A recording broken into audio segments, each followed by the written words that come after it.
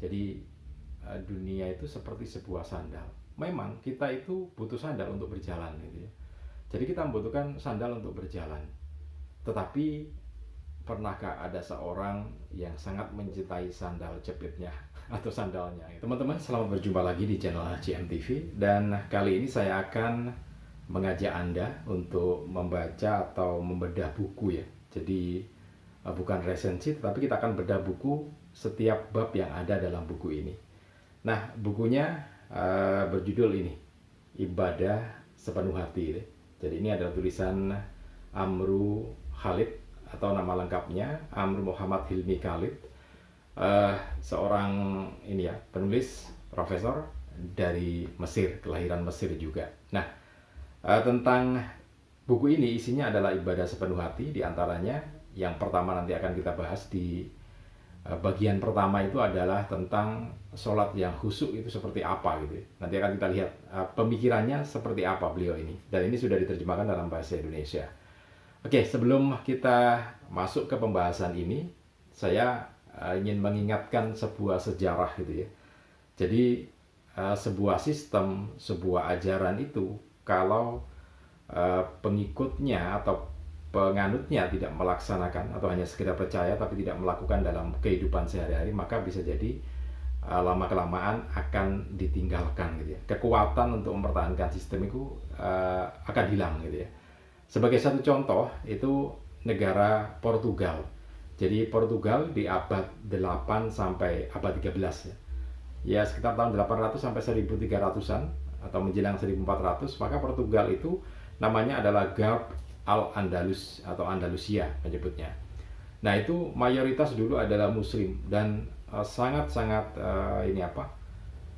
memberikan pengayoman terhadap yang minoritas. Jadi mayoritas muslim, kemudian di situ ada minoritas Nasrani dan Yahudi. Tetapi kemayoritasan Islam waktu itu atau muslim waktu itu di Andalusia digunakan untuk melindungi mereka yang minoritas, yaitu Nasrani dan Yahudi. Nah, tapi kemudian kan pada tahun 1400 kekuasaan beralih, kemudian orang Nasrani menguasai Andalusia dan sekarang itu jadi Portugal, Spanyol itu ya. Nah, kemudian sejarah-sejarah budaya tentang Islam itu kemudian mulai banyak ditinggalkan, mulai banyak dihapus gitu ya. Ya sampai tahun 1991 kemarin hanya 1% saja umat Islam yang ada di sana. Seperti yang disampaikan Maria Cadeira da Silva, ini seorang profesor di Nova University di Lisbon, Portugal, bahwa banyak sekali jejak Muslim yang dihapus di Portugal, sehingga ya perkembangannya tentu saja akan mengalami penurunan-penurunan. Tapi untungnya, alhamdulillah, mulai tahun 1991 sampai dengan sekarang ini mengalami peningkatan jumlah pemeluk Islam di sana. Jadi dari 1% menjadi 6%. Ya sekitar 20 tahun, 30 tahun ya, 30 tahun mengalami peningkatan jadi 6%. Oke, itu sejarah yang kita jadikan pelajaran. Oke, untuk Anda yang baru saja bergabung di channel GMTV, jangan lupa subscribe, kemudian tekan tombol loncengnya, kemudian juga like, share video ini ke teman-teman Anda, ke keluarga Anda. Siapa tahu teman-teman Anda sedang membutuhkan. Oke, kita masuk ke pembahasan tentang buku ini ya. Jadi buku ini menarik sekali. Halamannya ada 200 sekian, 260 halaman, dan kita akan bahas langsung ya. Pembahasan pertama yaitu tentang kekhusyukan dalam sholat. Jadi Amru bin Khalid ini melihat bahwa sebagian besar teman-teman muslim ini sholat tanpa kekhusyukan gitu ya. Sembahyang tanpa kekhusyukan. Artinya apa? Sholat tanpa kekhusyukan itu badannya hadir tetapi hatinya tidak hadir gitu ya. Nah, Amru Khalid dalam tulisannya ini sempat menyampaikan bahwa ketika seseorang sholat itu meninggalkan atau memutus segala sesuatu keduniawian, jadi mendekati gerbang untuk keluar dari sekat-sekat keduniawian, kemudian masuk ke jalan utama menuju Sang Maha Pencipta atau menuju Allah Subhanahu wa Ta'ala.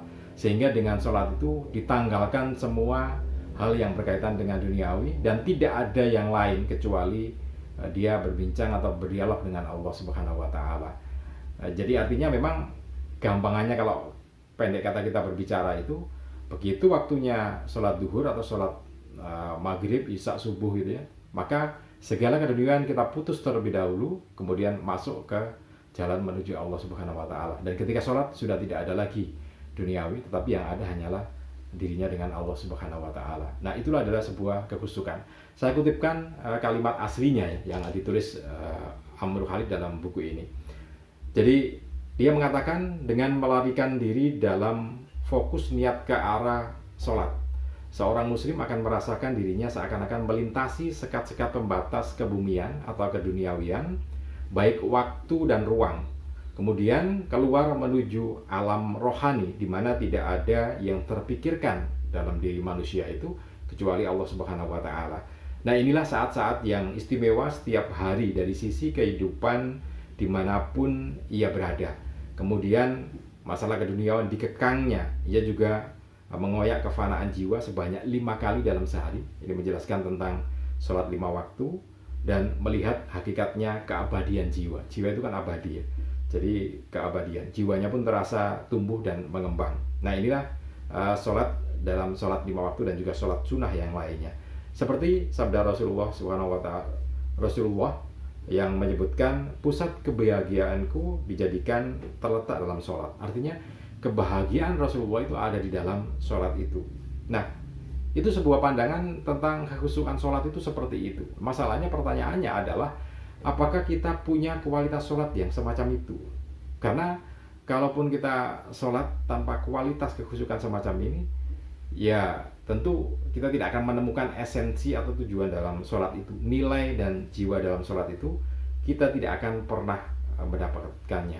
Dan kebanyakan kita masih terbebani sholat, sehingga sholat itu bukan menjadi sebuah kebutuhan gitu, sehingga terasa berat karena kita merasa terbebani harus sholat.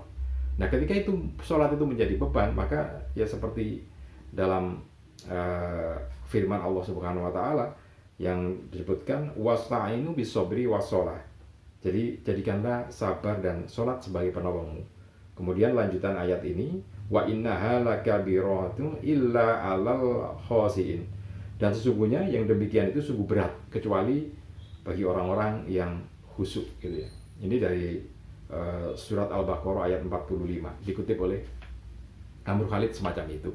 Nah, ketika sholat itu tidak khusyuk, kemudian tidak ikhlas gitu ya, sehingga kita merasa terbebani, bukan sebuah kebutuhan jiwa kita, bukan kesenangan hati kita, maka itu akan menjadi beban, dan itu tidak akan kita dapatkan nilai dan jiwa dalam sholat itu. Padahal nilai dan jiwa dalam sholat itu adalah pintu gerbang untuk menuju Allah Subhanahu wa Ta'ala, pintu gerbang untuk menuju dan mengenal Allah Subhanahu wa Ta'ala.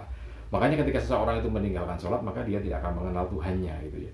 Ketika seorang itu sudah meninggalkan sholat atau sholat tidak khusyuk, tidak akan bisa mengenal Tuhannya. Nah, pertanyaannya secara umum adalah, bagaimana kita bisa membuat khusyuk gitu ya dalam sholat kita. Nah, tentu secara umum bahwa ada banyak hal untuk kita khusyuk dalam sholat. Nah, paling tidak saya kutipkan di buku ini ya, karena kita sedang membedah buku ini, maka kita lihat bagaimana Amr Khalid ini membuat pembacanya bisa khusyuk dalam sholat gitu ya. Nah, satu di antaranya yang dikatakan oleh Amr Khalid adalah dengan mengetahui mengapa kita diciptakan di dunia ini. Dengan mengetahui mengapa kita diciptakan di dunia ini, maka kita akan bisa sholat dengan khusyuk. Jadi kembali lagi Amr Khalid ini mengutip firman Allah dari surat Az-Zariyat ayat 56 yang artinya, dan aku tidak menciptakan jin dan manusia kecuali supaya mereka menyembahku, beribadah gitu ya. Nah, artinya dengan ayat ini bahwa kita emang harus ibadah dengan khusyuk kepada Allah Subhanahu wa Ta'ala. Nah, dengan mengetahui itu, maka sesungguhnya ketika kita sholat dengan khusyuk, maka lama-kelamaan kita akan terus-menerus mengenal Allah Subhanahu wa Ta'ala. Karena bagaimanapun juga ini ada kaitannya ya dengan tujuannya. Jadi tujuan kita diciptakan di dunia ini adalah untuk beribadah kepada Allah. Nah, ketika kita beribadah kepada Allah, maka itu adalah jalan utama kita hidup, dan itulah tujuan kita hidup, untuk mengenal Allah. Maka sangat rugi ketika orang itu tidak mengenal Allah, tetapi tersangkut dalam hal-hal keduniawian atau masalah keduniawian, karena itu yang menghambatnya.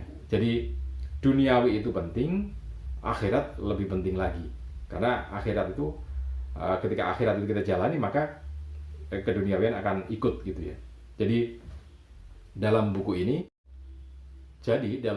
ini Amr Khalid sempat menyampaikan tentang pandangan seorang ulama besar yang pernah ditemui oleh Amr Khalid, yang melihat bahwa dunia itu seperti sebuah sandal gitu ya.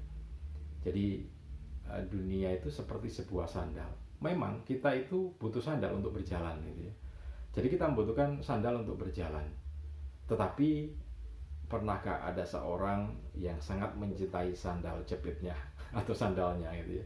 Kita sangat butuh, ya bukan sangat, tapi kita membutuhkan sandal atau alas kaki. Tetapi adakah orang yang benar-benar mencintai alas kakinya?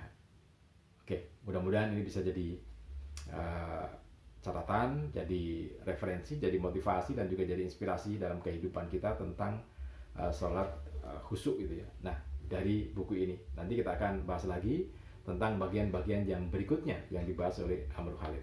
Mudah-mudahan bisa bermanfaat untuk kita semua. Salam dan sukses selalu untuk Anda.